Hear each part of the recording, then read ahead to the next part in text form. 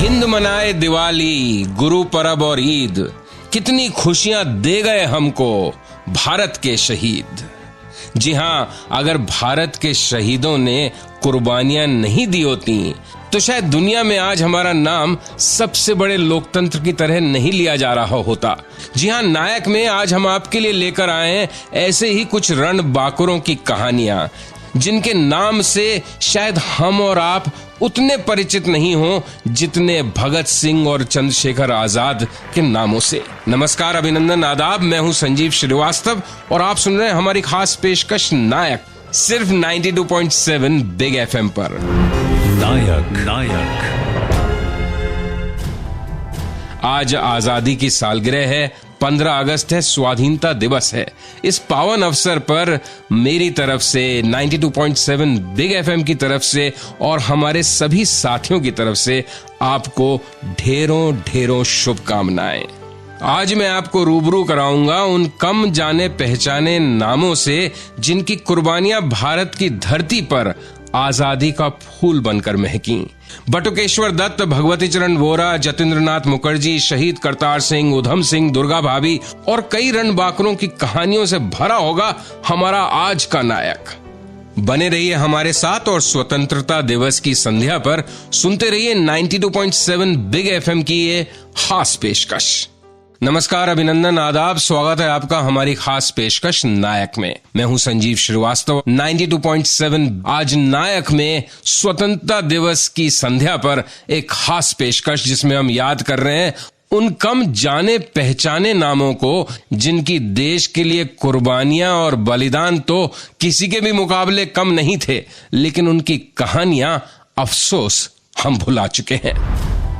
भगत सिंह के साथ असेंबली में बम फेंकने वाले बटुकेश्वर दत्त की कहानी बताती है कि अपने शहीद क्रांतिकारियों को पूजने वाला यह देश जीते जी कई बार उनके साथ कैसा सुलूक कर बैठता है। बटुकेश्वर दत्त का जन्म 18 नवंबर 1910 को बंगाल में हुआ। 8 अप्रैल 1929 तत्कालीन ब्रितानी संसद में पब्लिक सेफ्टी बिल और ट्रेड डिस्प्यूट बिल लाया गया था। इसका विरोध करने के लिए बटुकेश्वर दत्त ने भगत सिंह के साथ मिलकर संसद में बम फेंके, लेकिन दोनों क्रांतिकारी वहां से भागे नहीं, स्वेच्छा से गिरफ्तार हो गए। बाद में भगत सिंह, सुखदेव और राजगुरु को फांसी हुई, जबकि बटुकेश्वर दत्त को हुई काला पानी की सजा। 1964 में बटुकेश्वर दत्त बीमार पड़े। हालत यह हुई कि पटना के सरकारी अस्पताल में इतने बड़े क्रांतिकारी को कोई पूछने वाला तक नहीं था। फिर एक अखबार में खबर छपी उनकी शोभनीय हालत की।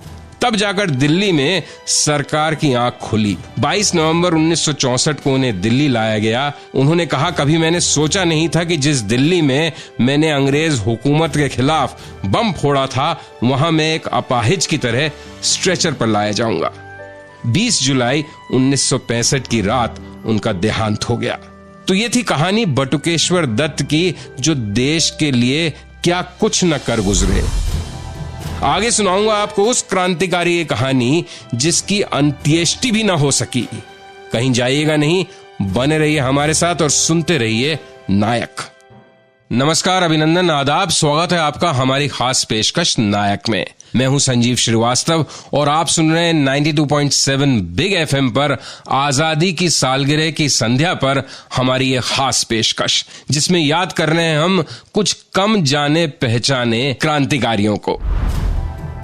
तो अब सुनाता हूं आपको उस क्रांतिकारी की कहानी जिसकी अंत्येष्टि भी न हो सकी। आजादी के नायक भगवती चरण वोहरा की कहानी, जिनके लिए देश पहले, परिवार बाद में था। 28 मई 1930 लाहौर।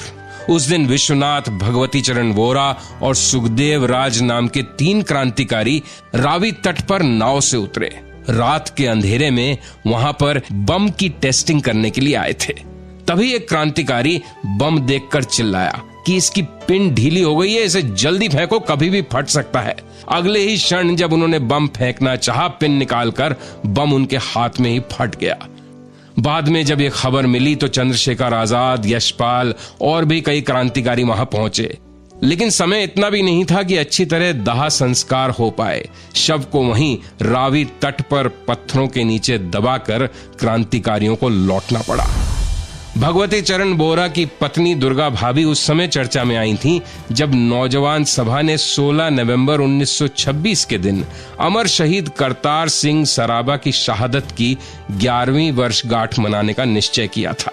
शहीद दिवस वाले दिन उस कार्यक्रम में 2 युवतियां अपने अपने खून से बनाए गए करतार सिंह सराबा के आदमकद चित्र लेकर आई हुई थीं, जिनका उस सभा में अनावरण किया गया। इन 2 युवतियों के नाम थे दुर्गा भाभी और सुशीला दीदी। बाद में गर्ल्स स्कूल गाजियाबाद में दुर्गा भाभी ने एक टीचर की तरह काम किया और रिटायरमेंट के पश्चात वे गाजियाबाद में ही अपने बेटे शचेंद्र के साथ रहने लगीं। पर एक बार फिर अफसोस, देश ने उन्हें याद नहीं किया, उन्हें वो सम्मान नहीं दिया जिसकी वो हकदार थीं। 14 अक्टूबर 1999 को दुर्गा भाभी का देहांत हो गया। नमस्कार, अभिनंदन, आदाब, स्वागत है आपका हमारी खास पेशकश नायक में। मैं हूं संजीव श्रीवास्तव और आप सुन रहे हैं 92.7 बिग एफएम पर स्वतंत्रता दिवस की इस संध्या पर हमारी ये खास पेशकश, जिसमें हम याद कर रहे हैं, श्रद्धांजलि दे रहे हैं ऐसे कम जाने पहचाने वीर क्रांतिकारियों को जिनके त्याग और बलिदान की कहानियां हम और हमारा देश भुला चुका है। तो बताता हूं आपको आजादी के उस सिपाही की कहानी जिसने एक शेर को घास काटने वाले हंसिए से मार गिराया। 27 साल की उम्र थी इस क्रांतिकारी की। एक बार जंगल से निकल रहे थे जतेंद्र नाथ, तब शेर ने उन पर हमला कर दिया। जतेंद्र नाथ के हाथ में घास काटने का सिर्फ एक हंसिया था, उसी से उन्होंने शेर को मार गिराया।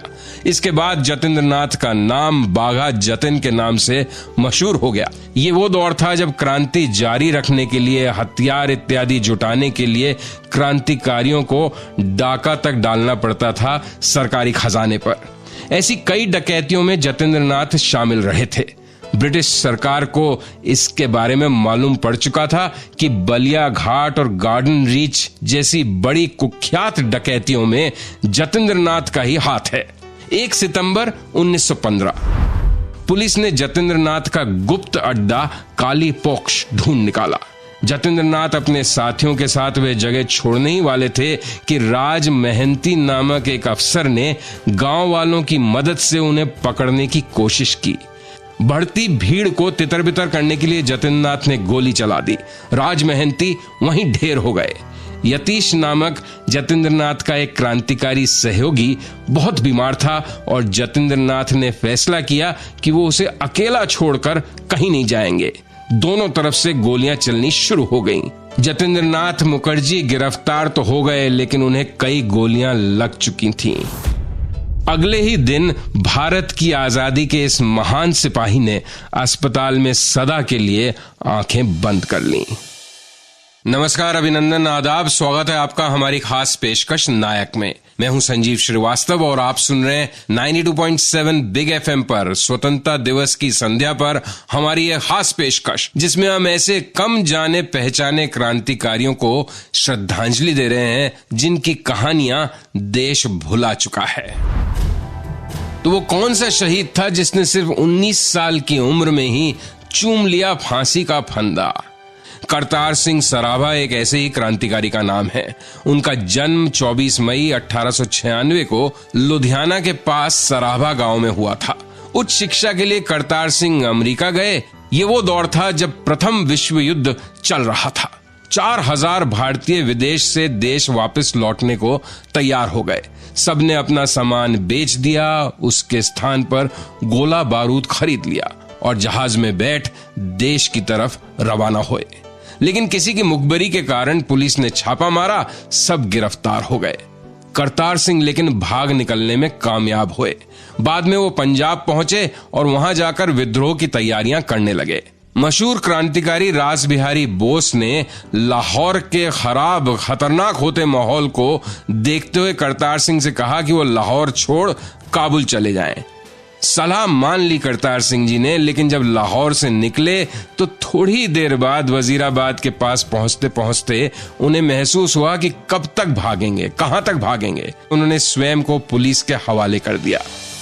16 नवंबर 1915 के दिन करतार सिंह ने सिर्फ 19 साल की उम्र में हंसते हंसते फांसी का फंदा चूम लिया था। आगे सुनाऊंगा आपको एक ऐसे क्रांतिकारी की कहानी जिसने क्रांति की राह पर कदम तो रखे 40 की दहलीज पार करने के बाद, लेकिन काम नौजवानों से भी बढ़ के कर दिखाए।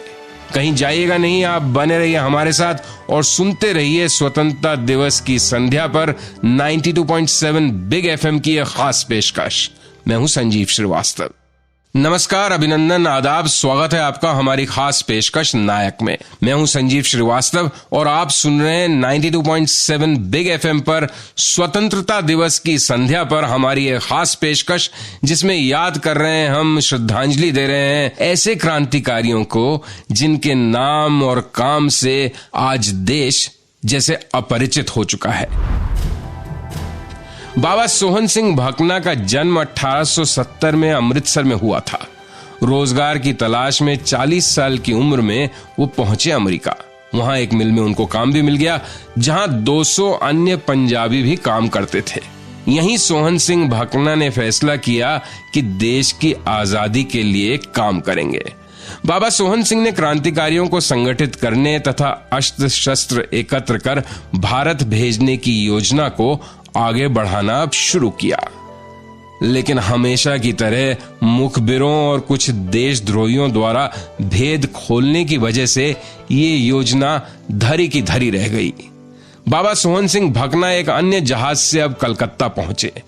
13 अक्टूबर 1914 को कलकत्ता में वो गिरफ्तार कर लिए गए। लाहौर जेल उन्हें भेज दिया गया। यहीं पर उन पर मुकदमा चला, जो इतिहास में प्रथम लाहौर षड्यंत्र केस के नाम से प्रसिद्ध है।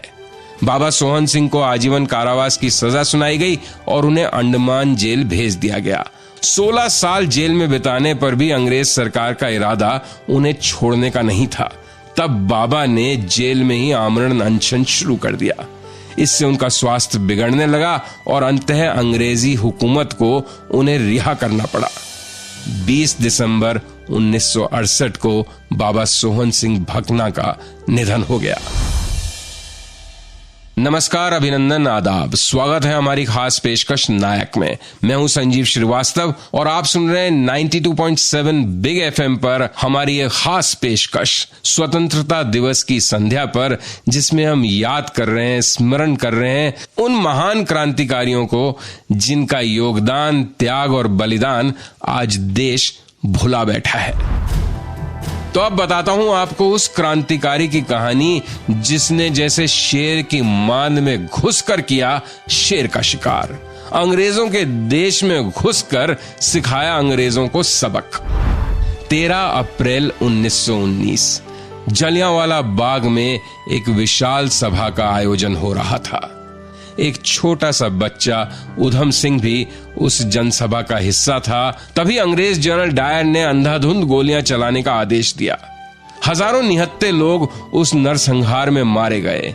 बच्चा उधम सिंह लेकिन बच गया था। उसने तभी संकल्प ले लिया था उस डायर को वो जिंदा नहीं छोड़ेगा। 13 मार्च 1940 लंदन के पास किंगस्टन में एक बड़ा कार्यक्रम चल रहा था, जिसमें जनरल डायर को सम्मानित किया जा रहा था। इसी कार्यक्रम में उधम सिंह पहुंचे। जेब में उनके एक रिवॉल्वर थी। समारोह के अंत में उधम सिंह अपनी सीट से उठे और जनरल डायर पर ताबड़तोड़ 3 गोलियां चला दी। डायर वहीं मौके पर ढेर हो गया। वहां से भागने की बजाय उधम सिंह ने सिर्फ एक वाक्य कहा, आज मैंने मेरे 21 साल पुराने संकल्प को पूरा कर लिया है। 31 जुलाई 1940 को उन्हें लंदन की जेल में फांसी पर लटका दिया गया। और इसी के साथ मुझे संजीव श्रीवास्तव को दीजिए अनुमति। नमस्कार, शुभ रात्रि, शब बखैर, good night and once again आजादी के इस पर्व पर आपको ढेरों ढेरों शुभकामनाएं।